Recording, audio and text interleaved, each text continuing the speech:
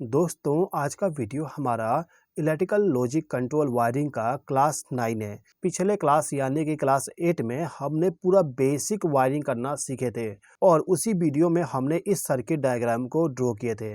दोस्तों आप लोगों ने देखे होंगे जो हमारा कॉन्टेक्टर होता है, इस कॉन्टेक्टर के साथ में NO-NC कॉन्टैक्ट होता है, यानी कि कॉन्टेक्टर के ऊपर में दो कॉन्टैक्ट होता है जिसके द्वारा हम कंट्रोलिंग करते हैं, इंटरलॉकिंग करते हैं या फिर किसी इंडिकेशन लैंप को ग्लो करवाने के लिए कनेक्शन करते हैं।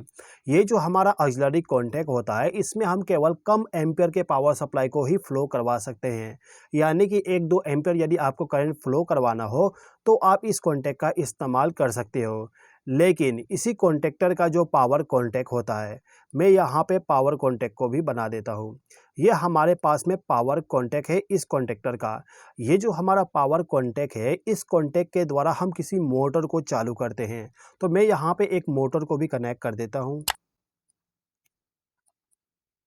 अभी मैं आपको पूरा सिंपल कनेक्शन करके बता देता हूँ, ठीक है। बाकी जो मेन कनेक्शन है इसको मैं आपको आगे समझा दूंगा। तो हमारा जो मोटर था इसको हमने कॉन्टेक्टर के आउटपुट टर्मिनल से पावर सप्लाई दे दी है। अब ये जो हमारा कॉन्टेक्टर है इसको 3 फेज पावर सप्लाई चाहिए, तो हम यहाँ पे 3 फेज पावर सप्लाई को ला लेते हैं। तो ये हमारे पास में 3 फेज पावर सप्लाई है, इसको मैं रोटेट कर देता हूँ और रोटेट करने के बाद तीनों फेज के पावर सप्लाई को ले जाके कॉन्टेक्टर के साथ में कनेक्ट कर दूंगा। ओके, अब इस कंडीशन में होगा क्या समझ लेते हैं। देखिए, यदि मैं इस कॉन्टेक्टर को ऑन करता हूँ, इस पुश बटन को प्रेस करूँगा तो आप देखोगे हमारा मोटर रन होने लगा है, ठीक है। अब यदि मैं इस कॉन्टेक्टर को बंद करूँ तो हमारा मोटर ऑफ हो जाएगा, यानी कि मोटर को चालू और बंद करने के लिए हम यहाँ पे कॉन्टेक्टर का इस्तेमाल कर रहे हैं।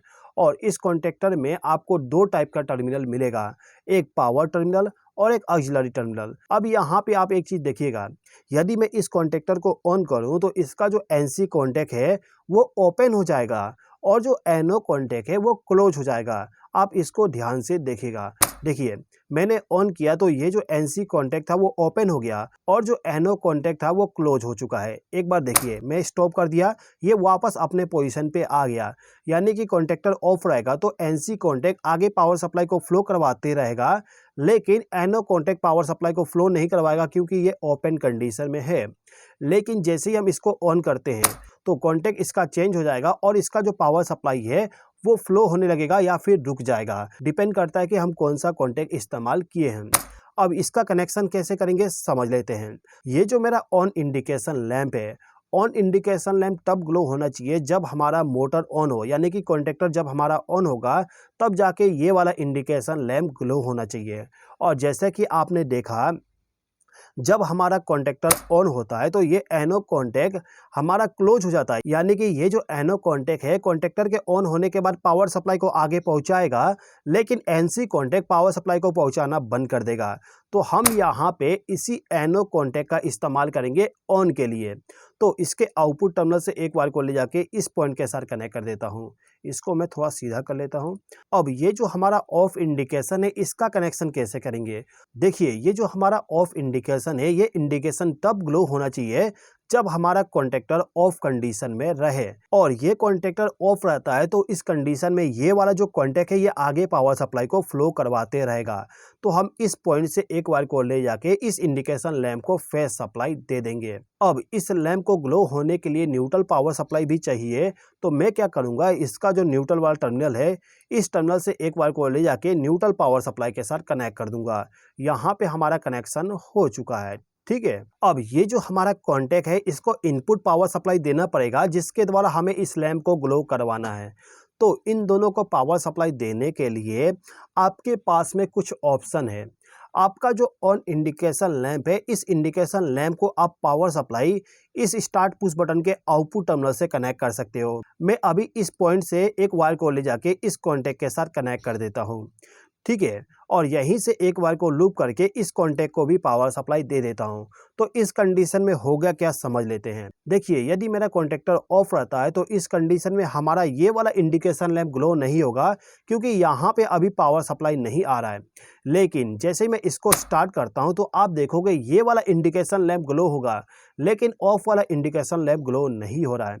यानी कि यहाँ पे हमें क्या करना होगा कि ये जो हमारा स्टॉप पुश बटन है, इसको पावर सप्लाई हमें स्टार्ट पुश बटन के पहले से लेके जाना पड़ेगा।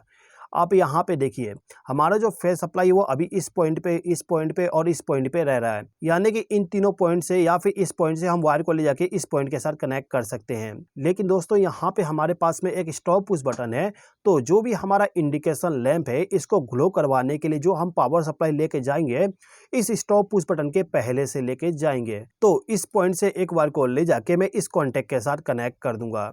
यहाँ पे हमारा वायर ओवरलैप हो रहा है, तो इसको नीचे कर देते हैं थोड़ा सा। अब यहाँ पे होगा क्या, यदि हम पावर सप्लाई को ऑन कर देते हैं तो देखोगे जब हमारा कॉन्टेक्टर ऑफ कंडीशन में है तो इस कंडीशन में ये वाला इंडिकेशन ग्लो हो रहा है। और जब हम कॉन्टेक्टर को ऑन करेंगे, इसको ऑन करते हैं, ऑन करते ही आप देखोगे ये वाला इंडिकेशन लैंप हमारा ऑफ हो गया और ये वाला ग्लो करने लगा। अब इसको पावर सप्लाई हम यहाँ से लेके जा रहे हैं और इस इंडिकेशन को पावर सप्लाई हम यहाँ से दे रहे हैं।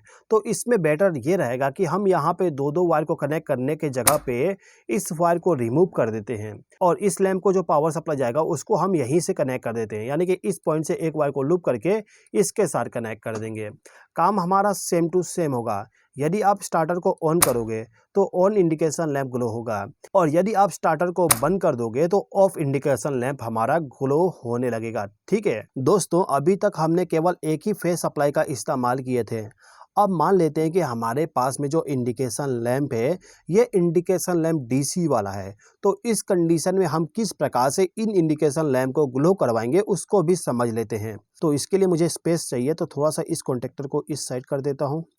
ओके, अब यहाँ पे जो कनेक्शन है पूरा कनेक्शन को मैं डिलीट कर दूंगा। अब ये मान लीजिए कि ये जो मेरे पास में दोनों लैंप है ये डीसी पावर सप्लाई वाला है, तो इसका कनेक्शन कैसे करेंगे। तो देखिएगा यहाँ पे हमारे पास में एसी पावर सप्लाई वाला सर्किट है, यानी कि इसमें एसी पावर सप्लाई फ्लो होगा। तो हम क्या करेंगे, इस कॉन्टेक्ट को थोड़ा साइड में ला देंगे।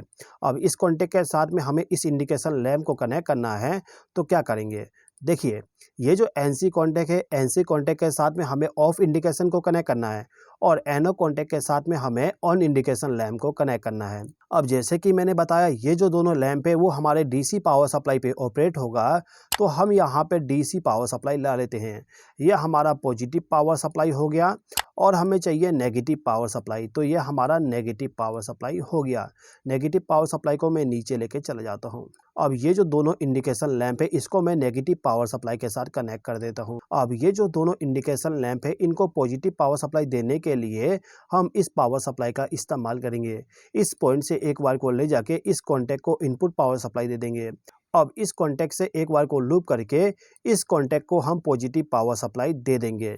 ठीक है, अब इस कॉन्टेक्ट के आउटपुट से जो पावर सप्लाई फ्लो होगा उसको ले जाके हम इंडिकेशन लैंप के साथ कनेक्शन कर सकते हैं कुछ इस प्रकार से।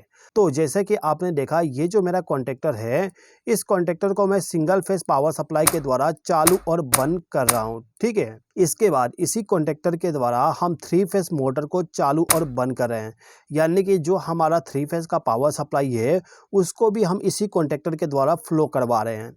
इसके बाद यहाँ पे जो हमारे पास में इंडिकेशन लैंप है ये indication lamp DC power supply का है, तो हमने यहाँ पे एनो एनसी कॉन्टेक्ट का इस्तेमाल किए और इसमें जो हम इनपुट पावर सप्लाई दे रहे हैं वो डीसी पावर सप्लाई का दे दिए।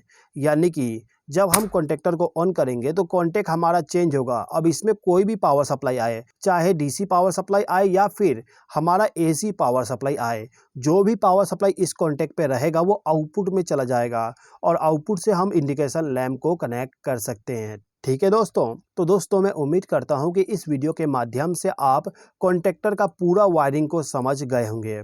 यदि आपको अभी भी किसी प्रकार का डाउट है तो आप कमेंट बॉक्स में कमेंट करके मुझसे पूछ सकते हैं। आपके कमेंट का मैं आंसर जरूर दूंगा। इस वीडियो को देखने के लिए धन्यवाद।